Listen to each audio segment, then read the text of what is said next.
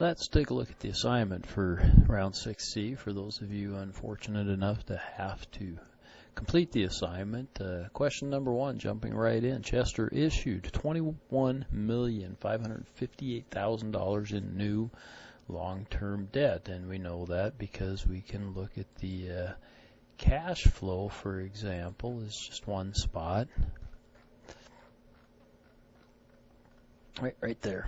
Cash from long-term debt issued, $21,558,000. You can see Baldwin and Digby also issued some long-term debt. And the question is, what effect, if any, did that have on earnings per share or ROE? You don't have to do any math on this, okay? You have to think it through. So you just incurred a bunch of debt. You don't have to make any assumptions about what the debt went to, what it was used for. None of those things, okay, are important. It's only important that they issued some debt. Think about what that would do to the balance sheet, possibly, and or the income statement, and what effect, if any, that would have on those two things. 2, forecast demand for ACE next year. Assume all competitors maintain their policies towards R&D, pricing, and marketing budgets so that all products will maintain their relative competitive positions as of year end. Be sure to consider ACE's potential. And what do you mean by that? I expect ACE's product demand to be how many units? If you remember, ACE was a product that had significant potential over its actual. Okay, so you have to come down, and you do have to. We've projected demand for an entire industry, so we're just doing a single product. In this case, right, its potential was 26.4. So you have to see what its potential would have been, or what its sales could have been if it would have met its potential for round 6. Okay, based on that 26.4% of the total market. So the total market, right, it's right up here, in the high end, sorry. Right, so they could have had 26.4% of this market for Team ACE, and then it's going to grow at, it gives you that, a rate of 8.1%. So it's a simple matter then of doing that math, just like we've done it for an industry. How many units of ACE should Andrews produce?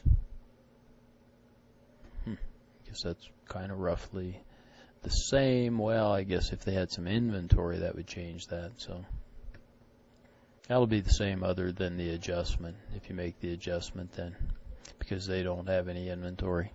3, Chester will have a new design for its product SID next round that can reduce its material costs per unit from $14.75 to $12.69. So they're going to drop it a little better than $2.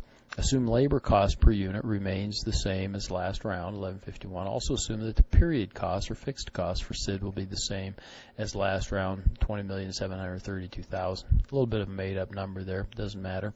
Assume no inventory carry cost. At a price of $36, how many units of SID will need to be sold for Chester to break even for the product? Again, kind of a lengthy one. Okay? All you need to do, okay, to calculate break even, and used to do this all the time in banking actually, is if you figure the gross profit per item, then you divide that into the fixed cost, and that tells you how many items you need. Okay, so gross profit per item divided into fixed cost. There you go. 4, Chester's equity decreased from $120 million to $119, so not much, but a little bit. Okay, what elements contributed to that decrease, or perhaps detracted from the decrease? I don't know if you can detract from a decrease. Yeah, I'm sticking with it. Okay, and so the decrease here was about not even $1 million, $900,000. But some of the things may have been far more, right, that would have affected its equity.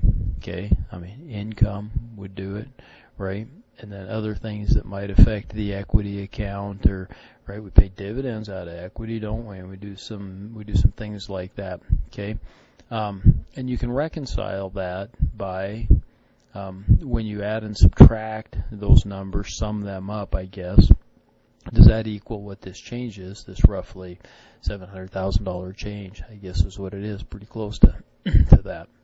Okay, so you should be able to reconcile that pretty simply. There you have it. Easy assignment for round 6C.